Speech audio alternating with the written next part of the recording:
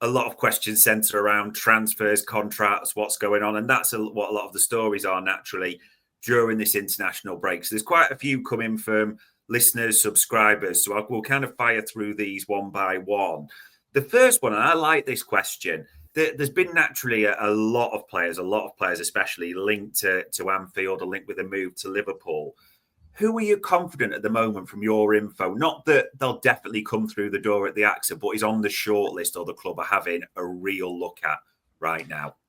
I don't think these names are going to surprise anyone at all, but obviously they're having a real look at left back. A left back will be signed this summer, and I think Milos Kerkez is very, very high on that list, and I think Jarell Hato is also being considered, maybe also being considered as that possible centre half option as well. So I think they are two players you can categorically say are being followed very closely, and I do, like I say, I've mentioned Gutierrez in the past at Girona as someone that's being watched as well in that left back position. So it's a couple of names that we can say with in a concrete sense are being definitely looked at.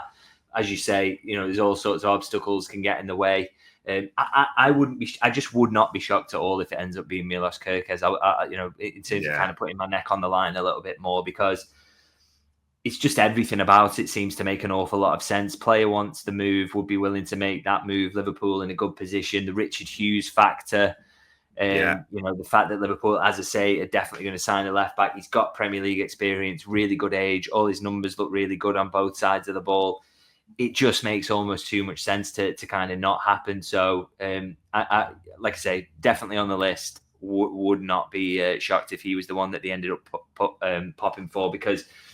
Another thing, the Jarell Hato links at the moment. I think Liverpool are going to want to go down the route of an orthodox left back more, which is why I'm thinking of Hato maybe as the centre half option instead, who can back up left back. So, like I say, and if it's going to be kind of traditional out and out left back, then Kerkez, as I say, he just makes so much sense, and they definitely like him. So, you put all those things together. You can never guarantee anything in football, but. I think there's a really strong chance he ends up at Anfield, I'd say. I do think, most people expect a left back to end up at Anfield. I suppose if one comes in, and there does seem to be a bit of a debate in the fan base, but are you expecting it to be Tsimikas that departs rather than Robbo with a year left to go? Yeah, I would expect it to be Tsimikas, yeah. I think there'll be interest in him out there. I think his desire to play football is growing now. He spent a long time at Anfield, got a few winners' medals, and hopefully get another in the Premier League this season. We've heard from Robertson as well, talking, haven't we, this week in terms of his desire to still be first choice. Now, obviously, I think he's realistic in that he knows that Liverpool are going to sign someone who's going to start a lot of games in that position. Yeah.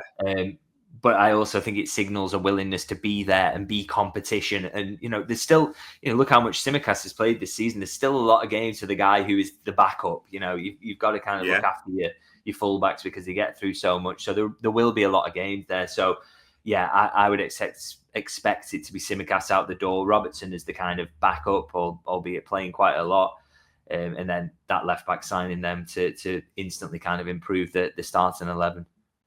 Yeah, I think a lot of fans would be happy with Kerkez especially. And I suppose if that's sort of the name you'd be leaning towards on the incoming side, was there anyone you'd bet money that they're pretty much going to be gone in the summer, even with a title medal, but they're probably heading out the door? Yeah, there's a few. I think you can, very, very hard to guarantee things in football, but I think there are a few that are very close to that in terms of departures. I'd say obviously Darwin Núñez for me is absolutely nailed on to leave, be that to Saudi or somewhere else.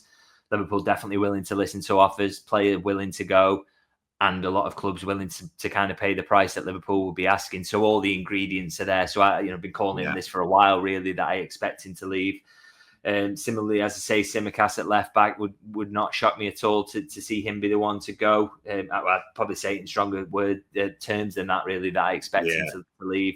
Joe Gomez, again, wants to play more football, came very close to leaving last season, and Liverpool would allow him to leave, albeit they know that they have to get a replacement. But I think that will resolve itself this summer, and he will go.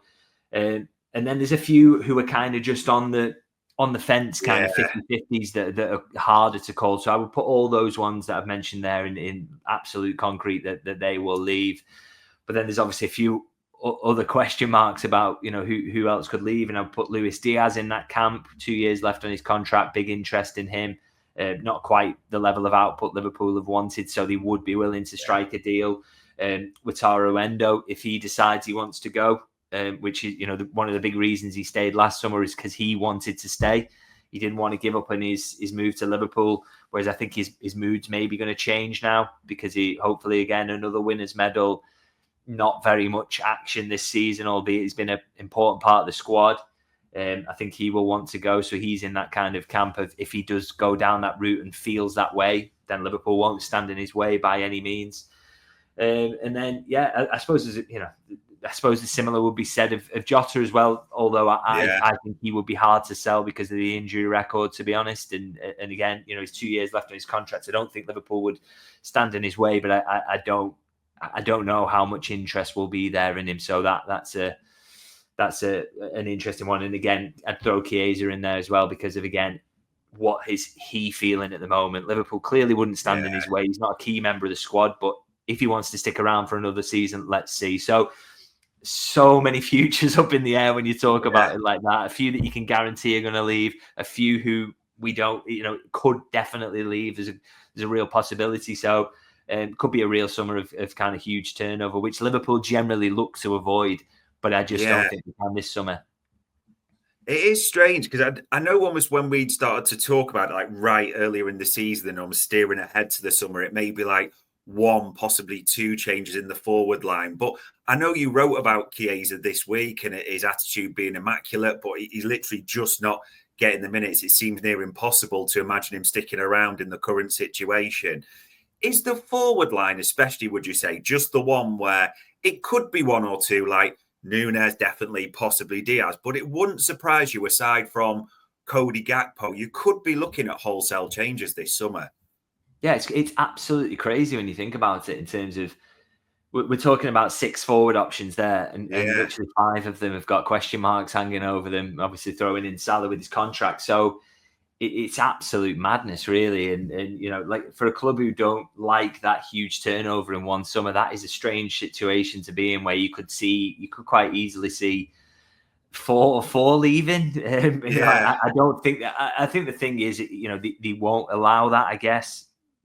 I think they'll try and limit it as much as they can. If they get big money for Darwin Núñez and they get big money for Luis Diaz, maybe they're saying to Chiesa, stick around, you're going to get more minutes this season. This is the season it's going to happen for you. And he in terms of his attitude and his willingness to stick around, he seems kind of happy. Obviously, he'll want to play more, but he doesn't seem like he's kicking up a fuss. And certainly the people I'm talking to are suggesting, as you say, that his attitude's been absolutely fantastic. So, maybe you can make a case to him. Look, it hasn't worked out for you this season, but next season we can use you. You can be helpful. You stick around with Gakpo. We tie Salah down to a new contract. Jota, we hope he has a better season in terms of his fitness and he can be useful for us. And then we sign another forward and that kind of completes the set for us. But they've got to weigh all this up, and there are so many kind of variables involved. It's so difficult to kind of predict how it's all going to shake out. I'm pretty sure if you sat down Richard Hughes at the moment, and this is the hard thing about covering these things, is that to give any certainty, if you spoke to Richard Hughes now, I'm not entirely sure he could 100% tell you how this is going to shake out, because it depends on who they get offers for, how much it is, the timing of those. It's so many aspects that they can't quite control as things stand at the minute. So it's going to be absolutely fascinating this summer, and not just the forward line, all the way through the squad, these question marks. And I think it's going to be a really, really interesting one, which I'm glad of from a journalistic perspective as well, because to be honest, covering last summer was a bit of torture and there wasn't a lot to get into. So hoping they're a little bit more active in terms of ins and outs this time, and it makes a more interesting story. Yeah, it does feel like it's going to be busy whichever way you dress it up. And one other thing that people have mentioned, and David Ornstein did a Q&A. Everyone knows David Ornstein, that his links in the industry. So a few things I wanted to ask you. He was asked about Dean Huijsen, who's now a Spanish international, isn't he? He's got that £50 million release clause, which Richard Hughes negotiated. So he'll know all about that and he'll know all about the player. there was mention in his answers there that some suggesting he could well move overseas, and he hasn't had anything specifically linking us with a move. But there are others that are mentioning repeatedly now Dean Huijsen to Liverpool. I suppose the two parts to this, heard anything more on it, and can you see it for this move? Yeah, one thing you can absolutely guarantee, Liverpool will be watching him closely. I mean, Richard Hughes signed him, so he knows how good he is, knows his potential. He's a young centre-half who's doing brilliantly at a very, very high level in a team that's doing very, very well. Looks like he's got all the qualities to play for Liverpool. So, I can guarantee that Liverpool have been watching him and keeping an eye on him. Absolutely no question about that. But where I'm kind of sceptical about this one, and I think people need to prepare themselves for this, is that I don't know if you're Liverpool how you sell this move to Dean Huijsen this summer. They've basically kept Van Dijk and Konate fit all season. They will hope that they can do that again next season, or keep them fit for the majority. Yeah. Where do you sell to Dean Huijsen? Okay, you go from playing every week in the Premier League, learning so much, doing so well in a team that's flying, enjoying yourself. You're picking up things on a weekly basis, and as I say, learning lessons, to come and sit on our bench. And yes, I get it's Liverpool. Love to play for Liverpool. Come and learn from Van Dijk. But if you aren't playing games, that is frustrating for someone who has been playing games all season. I just don't know how you sell to him to come and be third choice for Liverpool, because if Konate and Van Dijk have another season like they have in terms of availability, and Konate in particular, I'm thinking of, he's just not going to get on the pitch outside of League Cup minutes or FA Cup minutes, and you might get knocked out of either of those tournaments much earlier. So I find it really, really hard to see that Dean Huijsen would be the one that go for. I think if Gomez does leave, as I expect, I think they're looking at someone who can come in and maybe be a fourth choice. So that's why I talk about Hato. That's why we see so many links to young centre-halves at the moment. Ordóñez at Bruges. There's the Greek defender whose name escapes me right now, but there's but they're looking at that kind of profile. It makes me think that you go Van Dijk, Konate, Quansah is third choice then to come in, and then your fourth choice is a young player who's willing to wait for the minutes, willing to play in the League Cup. That for me is how I see that shaking out. I just can't see how you say to Dean Huijsen, particularly as there's going to be so many other big clubs as well who are going to be able to say, you come to us and you'll be first choice. Liverpool can't say that. Their centre-halves are too good to offer that. So I really, really struggle to see that one. I might be wrong, and that's just me giving my kind of opinion rather than, but that's from my experience in the industry. I really, really do struggle to see that one coming off and him coming in as third choice.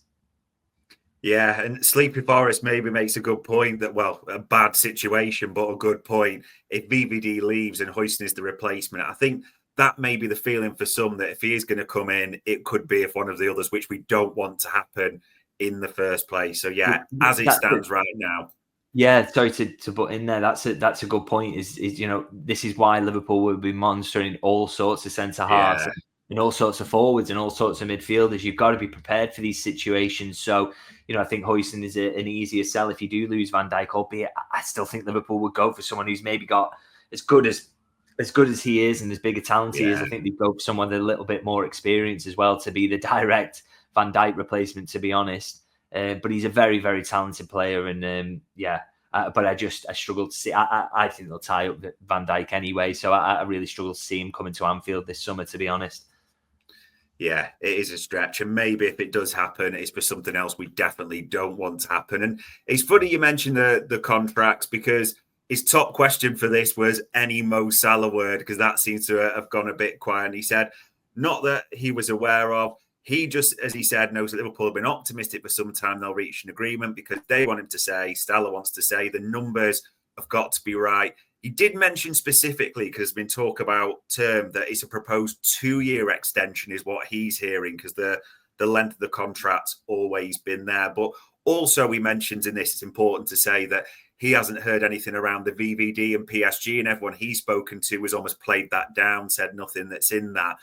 I suppose we just sit at this status quo, don't we? That two legends want to stay, everyone's waiting, and everyone's just starting to go like TikTok a little bit, aren't they?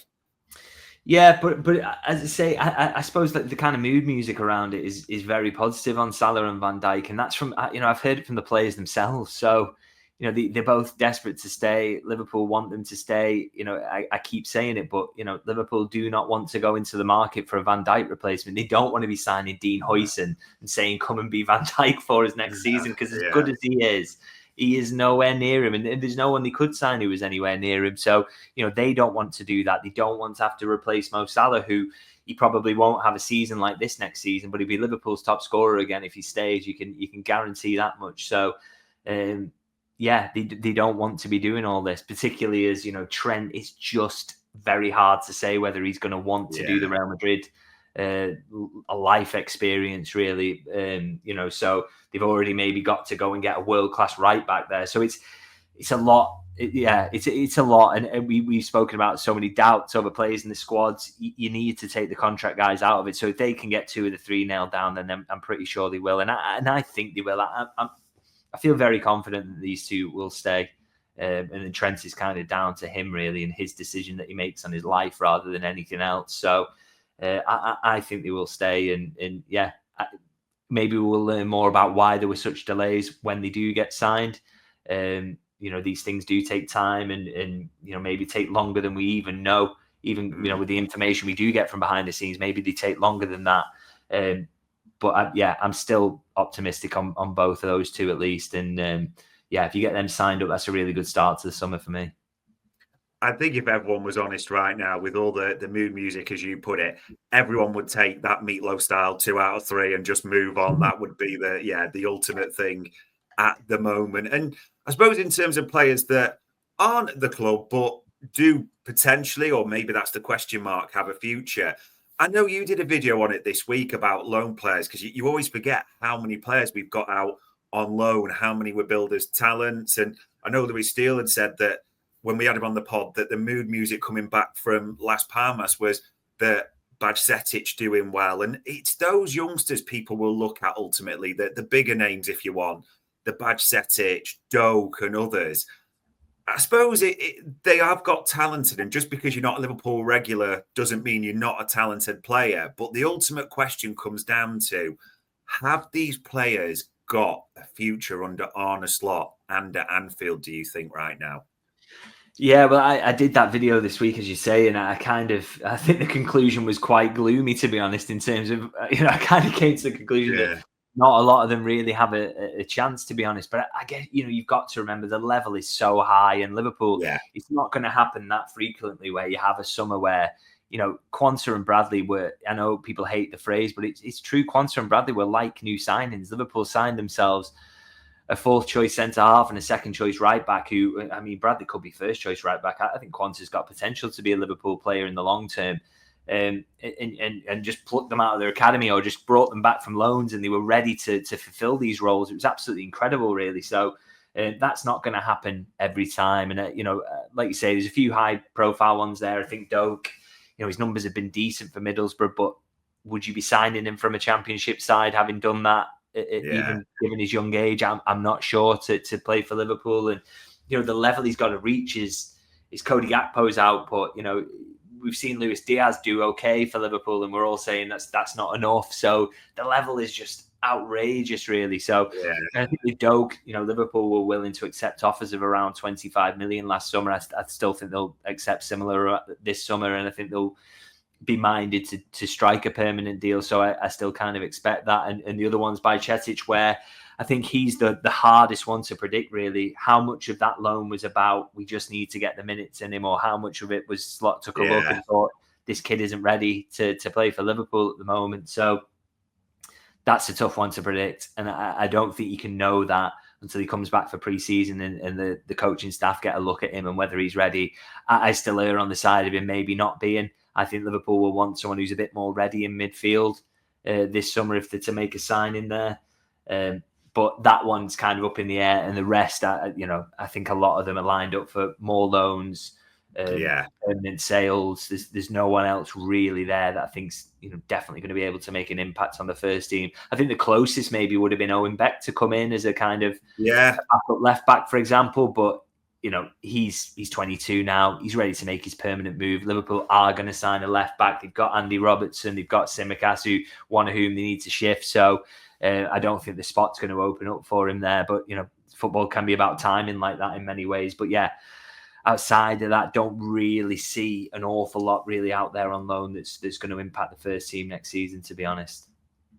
And it sounds negative, but in the harsh reality of football, there's still good money to be made. Like you said, Ben Doak, 20 to 25 million. You'd wonder what you get from Bajcetic, Owen Beck. They all sort of top up into a big pot. And even if the ones who maybe could go in a year or so, you can still see good loans for the likes of McConnell and Doak. So the loan system and even sales, it can still work well for Liverpool, can't it? Oh, 100%. I mean, I looking towards this summer, I had a few comments on a recent video I did about what the summer could kind of look like in general for Liverpool. And a few of those were, the net spend is going to be nothing this summer. Yeah, good. I don't think it should be. I don't think it needs to be. I think there's genuinely a chance that Liverpool could sign 5 players and break even. I don't think they need a big net spend because, say you get 25 million for Doak. Say they do think with Bajcetic it's time to sell him and they get whatever they get for him. You sell Núñez for big money to Saudi. Same with Luis Diaz. All of a sudden, you've got an unbelievable sum of money there to kind of play with. And Liverpool strike smart deals, generally speaking. I mean, look at that midfield rebuild. How much did he pay for Gravenberch and McAllister? I know Szoboszlai was on the more expensive side, but if they do that kind of throughout the squad, they could break even, as I say, and completely revolutionise what this squad looks like. So, I just think. I think there's an ability there to have a very low net spend and still do really well. So, I think that's. I just think it just shows Liverpool can have another smart summer basically where the net spend's low and if it makes the squad better and that is we've seen before that is possible, then that's definitely a positive.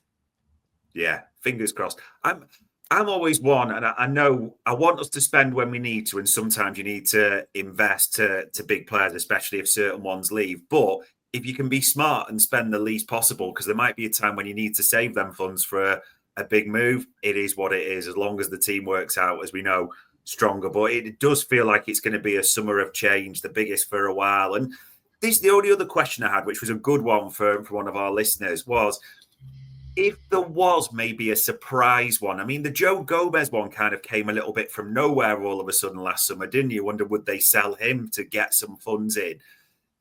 It was interesting. It was phrased as almost a sacrifice this summer. But if there was one you thought could be just a surprise departure to raise funds, or maybe because the future's not there, was there anyone you'd think could be that player? I think maybe Harvey Elliott falls into that category, I guess. I think he would prefer to stay. I don't think Liverpool are going to be absolutely pushing him out the door because they've already got so much to do this summer anyway. But it can't. If he did knock on the manager's door and say, "There's an offer here for me, I do want to go," then I don't think Liverpool would massively stand in his way. But I think ideally they would avoid that. Would hope that he would play a little bit more next season, and I think he would hope to play more next season. I don't think he wants to go, by the way. Anyone I speak to who's close to him says he wants to stay. So, but I guess that's one that could maybe catch us by surprise. But I mean, goodness me, Liverpool have got so much to do already, so many potential exits that we can predict. I doubt they're going to want to add many more on top of that because you're talking unbelievable churn there, really. And by the way, it's just a off topic. There's the comment there from Amrit saying about Hughes didn't sign Huijsen, and that is true in terms of he'd moved to Liverpool by the point that Dean Huijsen arrived at Bournemouth. But I would say that the work that goes into these signings goes on for so much longer than just the summer. He will have put a lot of the work in. Him and his scouts will have identified Huijsen as a target worth pursuing. Will have done the background on him in terms of he can be gotten from Juve this summer, a particularly cheap deal. They don't rate him as highly as we clearly see his potential. So it's not just about that kind of one summer. And so, Richard Hughes will have played a part in that move, albeit it happened and was finalised once he kind of moved on from Bournemouth. And Liverpool also took quite a few of the Bournemouth scouts like Mark Birchall, didn't they, at the same time? So that whole backroom team, they will be well-versed, well-briefed on him especially as well. And yeah, all we know is it's probably going to be a crazy busy summer.